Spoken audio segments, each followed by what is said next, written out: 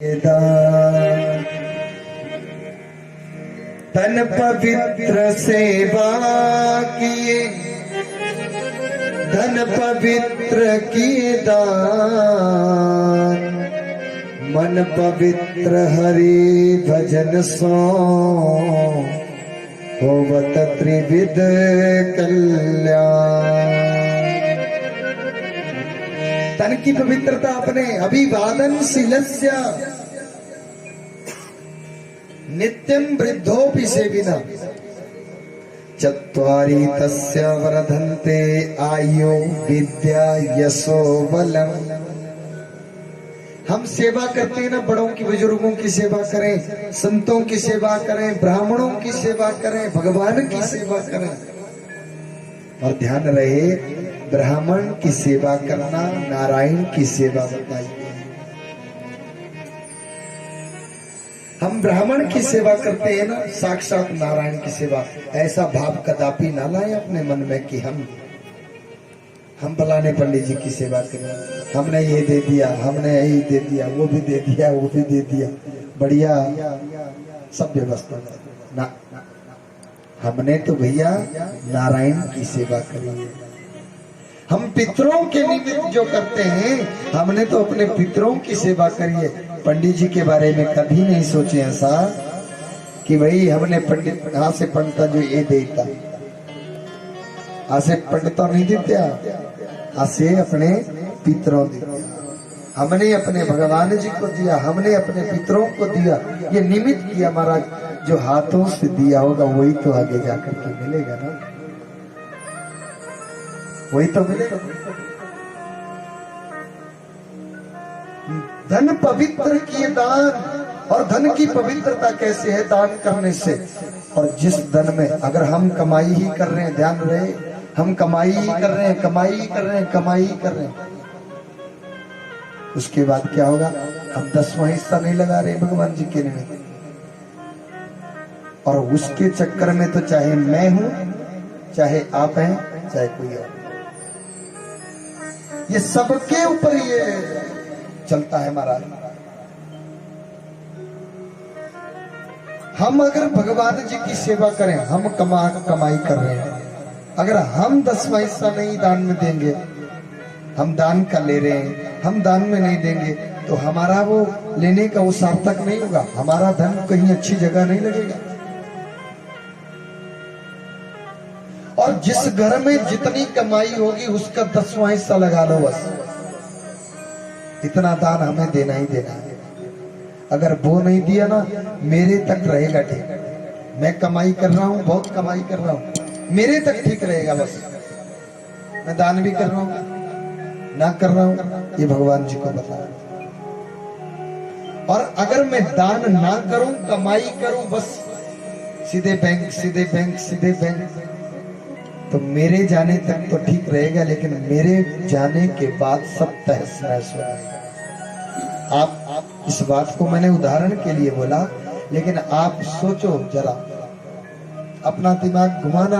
आज जाकर के सायंकाल जब आप जाएंगे ना, तो दिमाग घुमाना कि फलानी जगह पे फलाने बंदे ने इतनी कमाई करी और उसका आगामी पीढ़ी कैसी निकली। वहां तक तो महाराज बहुत अच्छे थे, देखो कितना कितना भारी। हमने देखा कि उनके घर में कितनी बरकत, कितना सब कुछ रहता था। बस वो बंदा गया और आगे देखो कि कितने कितने दुष्ट पैदा हुए हैं महाराज। वो अपने आप तो भगवान जी की राह पे चलने के लिए तैयार नहीं है, लेकिन और अपने घर वालों को भी रोकते हैं कि भैया तुम भी नहीं चलो। और जो कुछ पिता की कमाई का जो धन है, वो सारा के सारा कोई ऐसी जगह पे लगेगा जिसका कोई औचित्य रहेगा ही नहीं, क्योंकि 10वां हिस्सा दान में नहीं दिया। इस बात को आप पक्की गांठ बांध लो। 5,000 में से तो 500 रुपए देना अच्छा लगता है कि भैया 500 रुपए दान में दे देते हैं ना। 50,000 में से 5,000 भी कोई बड़ी बात नहीं है कि दे दिया, चलो कोई बात नहीं, दे दिया। लेकिन 10 लाख में से 1 लाख देना बड़ा मुश्किल हो गया, है ना। बहुत मुश्किल हो जाएगा, बहुत मुश्किल कि भैया क्या करें हम इसके बारे में, अब हम क्या करें, इसको कहाँ खर्च करें। अरे कोई राष्ट्र की सुरक्षा के लिए दान दीजिए आप, कहीं मंदिर निर्माण के लिए दान दीजिए आप, भागवत कथा में दान दीजिए आप, भागवत कथा अपने प्रांगण में भगवान जी को बुला लीजिए आप। अरे कहीं कोई अच्छी कोई गरीब की बेटी के लिए आप शादी ब्याह के लिए दान दे दीजिए आप, ये सब अच्छे ही दान है। कहीं रास्ता टूटा फटा है वहां पे आप लगा लीजिए, लेकिन साथ में उसके साथ अगर टूटा फटा रास्ता है ना तो उसके साथ अपना नाम ना लिखो कि भाई हाँ ये इसका निर्माण मैंने किया, खत्म हो जाएगा। भगवान सूत जी कहते हैं कि माता द्रौपदी ने भगवान जी ने माता द्रौपदी को ऐसे सब कुछ नहीं दिया।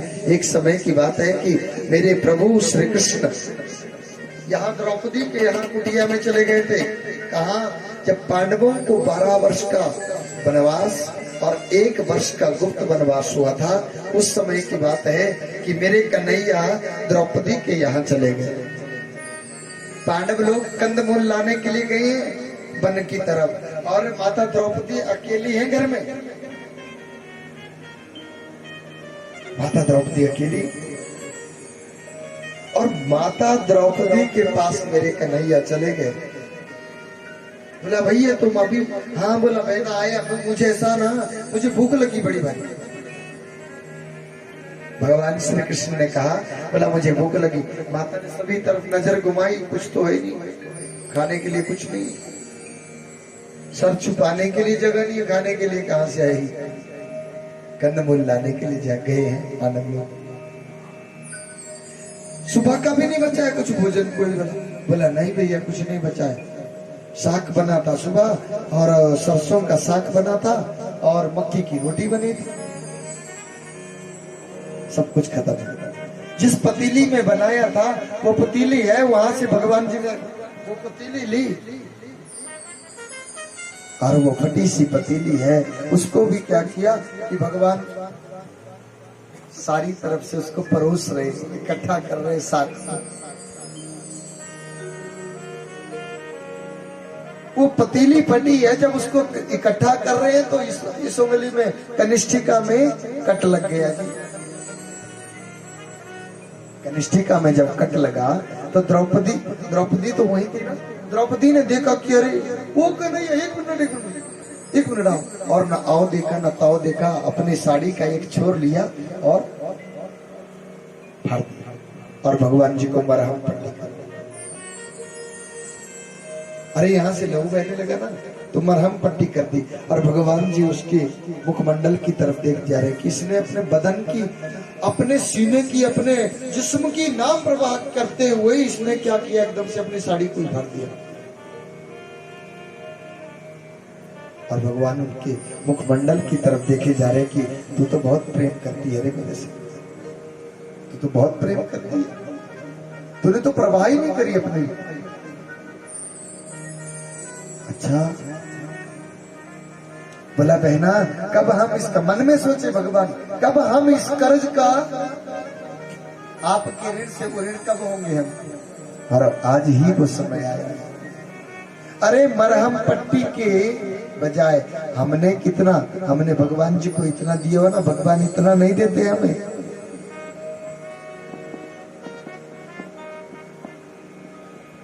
उन्होंने केवल मरहम पट्टी करी थी और यहाँ पे साड़ियों का झुंड लग गया, ढेर लग गया, ढेरी लग गई वहां पे, लेकिन माता को निर्वस्त्र नहीं कर पाए।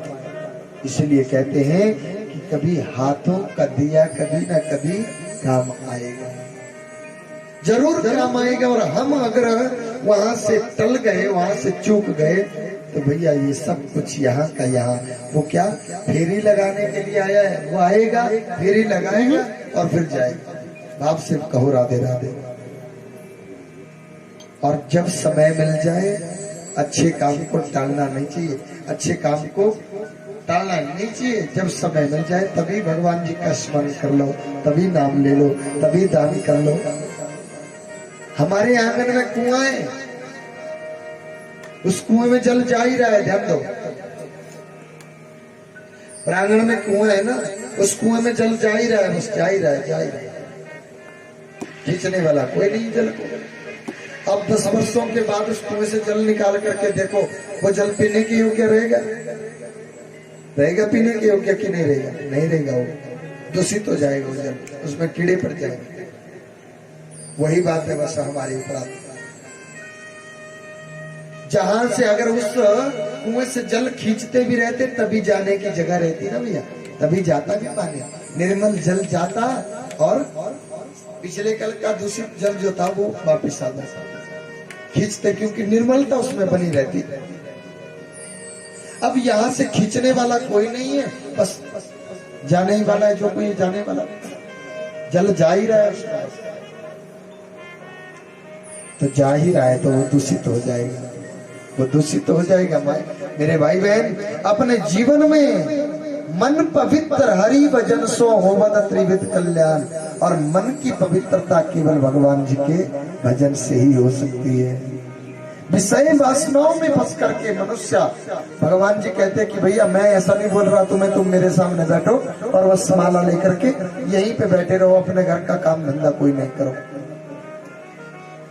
तुम सब करो, तुम सब करो, लेकिन उस काम धंधे के बीच में भगवान जी कहते हैं कि मुझे आपके तन से नहीं लेना कुछ भी, आपके मन से मुझे कुछ लेना है, बस मन मुझे दे दीजिए, तन से तुम किसी के बन करके रहो, मुझे कोई लेना देना।